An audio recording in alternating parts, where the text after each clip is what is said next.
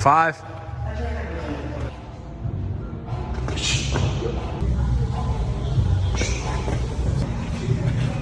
Good. Yeah, good. Good work.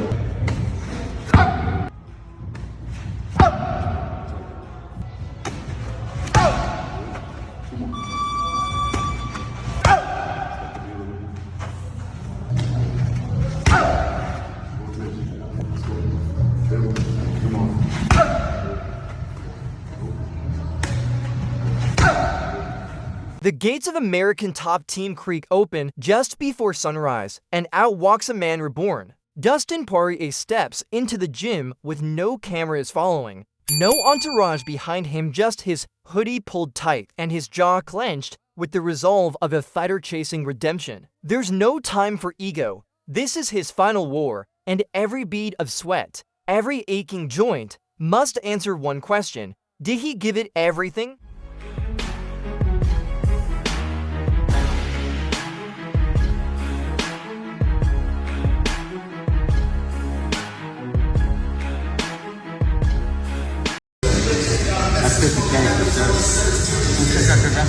This guy? I got him a couple times. Inside, the heavy bag sways alone. Poirier walks straight to it like he's returning to an old rival. His knuckles rap in silence. No coach speaks. Then a sudden explosion: jab, jab, hook, uppercut. Each strike is sharper than the last. This isn't War Muppets War Prep, and it's personal. There will be no weight cut excuses this time. No last-minute energy crash. Just clean power, conditioned grit, and unrelenting volume.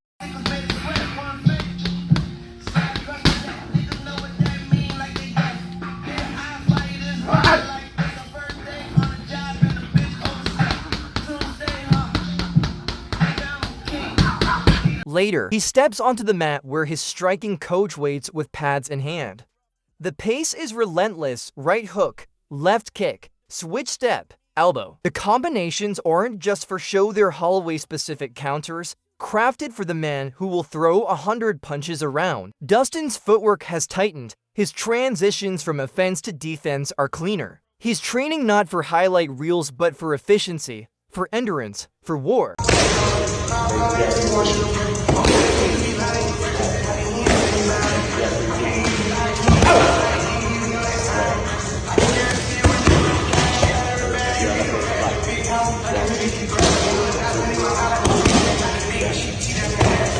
Outside, he cools down with cold water, but not left training. The Florida sun is unforgiving, but he doesn't flinch. His eyes stay locked ahead, even as steam rises from his soaked shirt. There's a new calm around him. The younger Poirier trained to prove something. This one trains to confirm something: that his best is still enough to conquer anyone.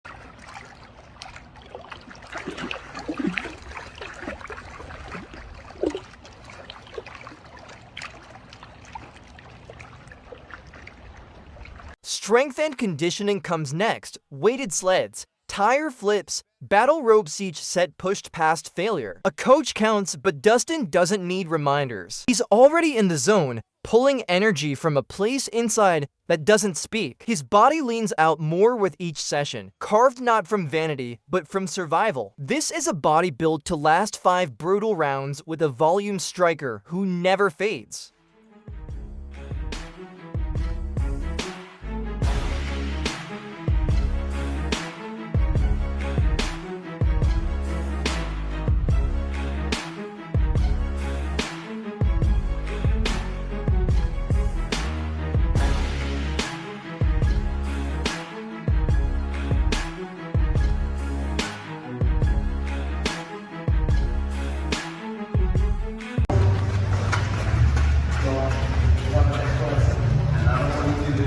5.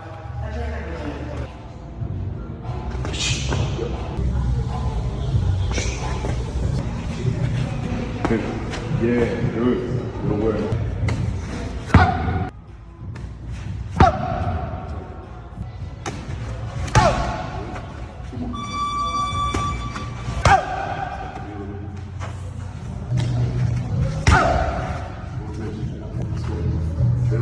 Come on.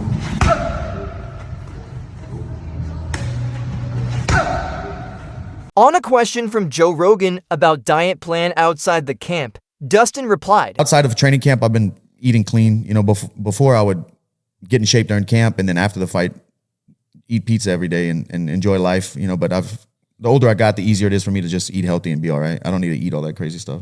Later that evening, in a film room deep inside a TT, Dustin rewatches Holloway's last 3 fights. He notes patterns. Holloway drops his left hand when countering the right. He circles into his lead leg on resets. Dustin rewinds, rewatches, rewrite the plan. Every second matters. Every hole is a path to victory. This isn't preparation, it's war planning. Dustin is taking it very seriously. Best in the business. Best in the business. Legend. Hall of Fame. All that. Let's go.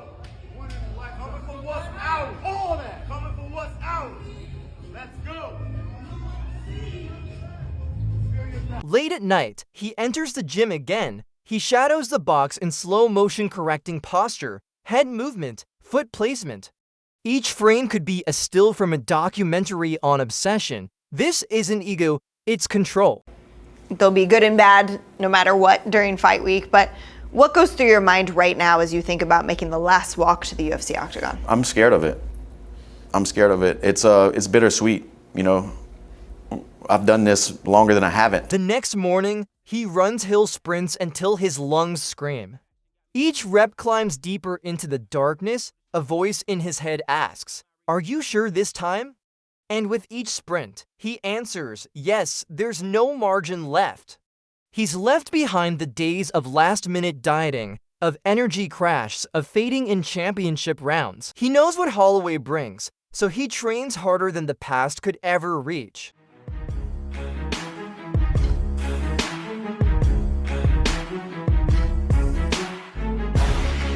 Back inside, he slips on a weighted vest and returns to the heavy bag. The punches are slower now, but heavier, designed to simulate round 4 and 5 fatigue. His arms tremble with lactic acid, but he doesn't stop. Because in fight week, fatigue will arrive again. And when it does, Poirier plans to welcome it like an old friend and keep punching anyway. Media obligations roll in, but they don't distract him. He speaks calmly to cameras.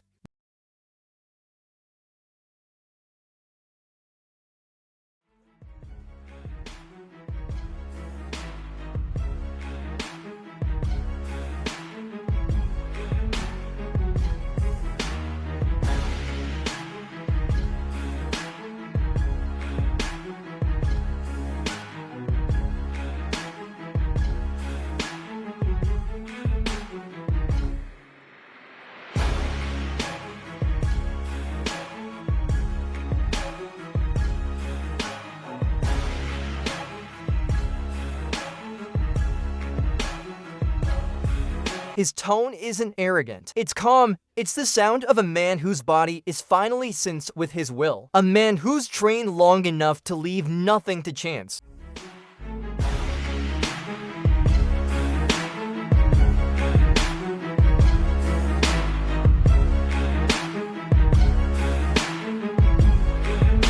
Later, he works reaction drills, small gloves, flashing lights, unpredictable counters. His eyes move like radar. His reflexes fire without thought.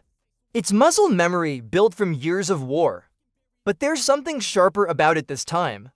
A fraction more stillness between the chaos. He's not reacting, he's calculating.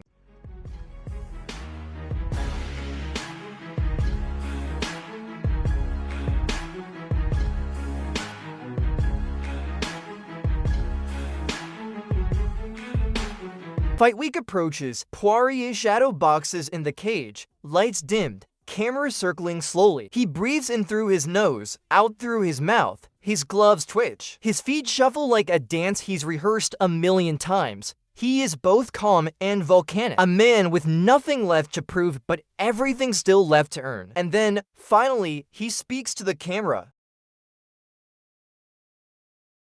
His voice breaks slightly, not from nerves but from honesty. Because in this fight, there will be no shield of excuse. If he wins, it's because he earned it. If he loses, it's because the other man was better. What do you think about this fighter? Tell us in the comments below and subscribe the channel for more about this fight.